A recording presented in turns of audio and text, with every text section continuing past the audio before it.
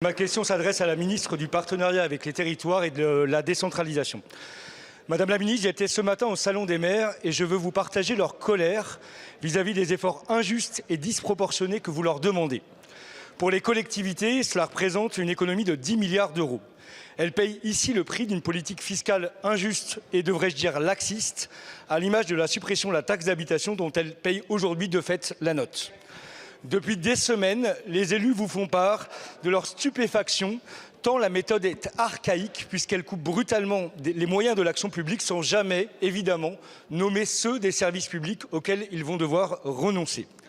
Rendez-vous compte qu'en Bretagne, l'effort attendu au titre du seul fonds de réserve correspond soit à la fermeture des lycées publics pendant 1 an, soit à ne plus faire rouler les TER durant 4 mois. En Ille-et-Vilaine, les élus devraient fermer cantines et internats pendant 9 ans.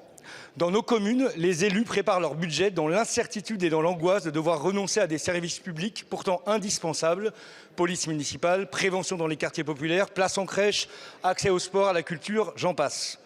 En outre, et alors que le chômage remonte, l'effet récessif de ce budget ne manquera pas d'affecter le BTP et l'artisanat par exemple, de même qu'un vaste plan social est annoncé dans l'économie sociale et solidaire et dans les associations, 12 000 emplois étant directement menacés en Bretagne selon la CRES.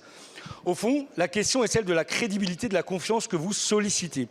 Les élus sont fatigués et en colère de devoir tantôt financer des mesures auxquelles ils n'ont pas été associés, tantôt de devoir répondre aux injonctions désinvoltes, leur demandant de faire mieux avec moins. Cela n'est pas sérieux et cette situation n'est pas indifférente aux 2400 démissions de maires survenues depuis 2020. Dès lors, ma question est simple. Qu'allez-vous répondre à cette colère qui menace jusqu'à l'engagement des milliers de femmes et d'hommes qui font vivre partout la démocratie dans le pays ?